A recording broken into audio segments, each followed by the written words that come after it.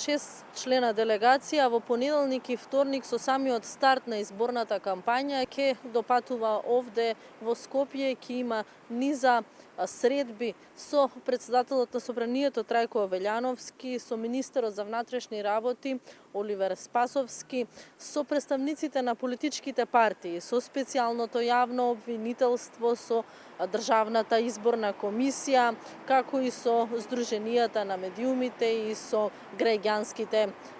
здруженија, односно невладините организации овде во земјава. Симптоматично доаѓаат во посета со самиот старт на изборната кампања,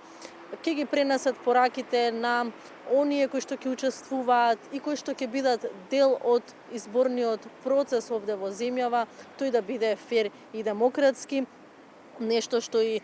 деновиве и во текот на вчерашниот ден тоа од земјава, од надлежните, од партиите, како и од Државната изборна комисија го побараа амбасадорите на земјите членки, европските земји членки овде во Македонија, како и евроамбасадорот Жбогар, доколку нешто не оди како што треба во изборната кампања, тогаш самите надлежни институции, мислејќи на Државната изборна комисија да го решат проблемот, како што стоеше и во самото соопштение на Европската Унија,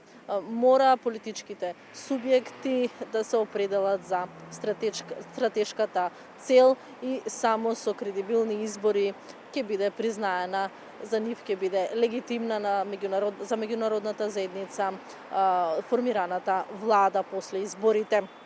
Инаку од парламентарното собрание на Советот на Европа на денот на изборите на 11 декември ќе допатуваат и 25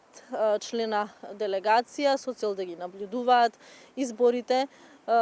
Исто така во однос на наблюдувањето, тука се и ОПСЕ заедно со меѓународната заедница, како дел од наблюдувачката мисија, ќе има околу 14 експерти во канцеларијата во Скопје, 20 долгорочни наблюдувачи и 300 краткорочни наблюдувачи кои што ќе дојдат овде во земјава неколку дена пред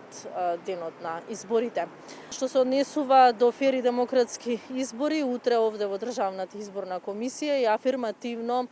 ќе се обврзат на избори без насилство представниците на политичките партии кои што ќе бидат кандидати за предвремените парламентарни избори, не само за избори, ненасилни избори, туку и да не се заплашуваат гласачите, да не се користи јавната администрација за изборни цели, било да е таа на државно ниво или пак на локално ниво, како и да не се користи црната кампања кон противникот за време на изборната кампања. Кога сме веќе на темата избори, адхок телото или привремената комисија која што ги следи радиодифузерите како известуваат, дали известуваат балансирано пред изборието и за време на изборната кампања, денеска одржа седница. Прекршочна пријава доби телевизија Нова, прекршочна пријава доби и телевизија Сител. Постапува и по однос на барањето на опозицијската СДСМ за да ги мониторираат и порталите во предизборието и за време на изборната кампања, меѓутоа членовите тука се најдоа ненадлежни, затоа што